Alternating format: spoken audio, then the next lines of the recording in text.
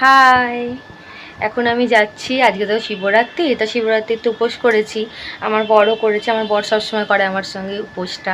আর যাই হোক, দুজনে মিলে এখন যাচ্ছি, একটু গঙ্গা জল ফুরিয়ে গেছে, একটু গঙ্গা জল আনবো। আর তখনই আমার বর মানে দেবাশিস বলছে যে আমি একটু স্নানও করে নেবো।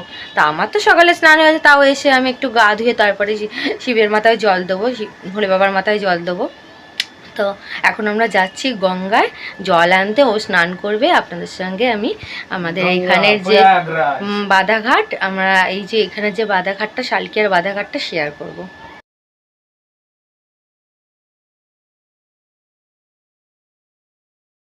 গুড মর্নিং বন্ধুরা, আমি আর আমার বর দুজনে ঘরে তালা মেরে এবারে উদ্দেশ্যে বেরালাম কি বাধাঘাটে। তা আপনারা চলুন, আমাদের এখানে যে বাধাঘাট গঙ্গার পাড় দেখাচ্ছি।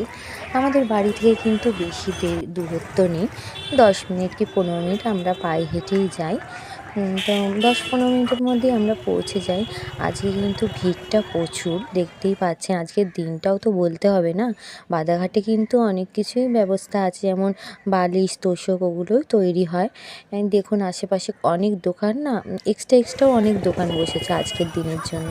তো যাই হোক, মন্দিরগুলো দেখেছেন কত সুন্দর করে সাজিয়েছেন। আমার তো বেশ অনেক দিনই বিয়ে হলো, তো আমি কিন্তু বাধাঘাটে এই প্রথমবারই এলাম। আমি জানি শিব মন্দিরগুলোতে প্রচুর ভিড় হয় বাধাঘাটে, তাই আসা হয় না। বাড়ির শিব মন্দিরকেই পুজো, বাড়ির শিব ঠাকুরটাকেই পুজো দিই, কিন্তু আশেপাশে মন্দিরগুলোতেও যাই, কিন্তু বাধাঘাটে আসা হয় না। তাই আমি বরকে বলছিলাম এর পরের বছরও কিন্তু আমি আসবো। সেরম তো ভিড় দেখতে পাচ্ছি না, মানে খুব ঠেলাঠেলি ভিড় আমি ভাবতাম। যাই হোক, এই গলি দিয়ে দেখুন চলে এলাম আমরা আমাদের উদ্দেশ্যে গঙ্গা।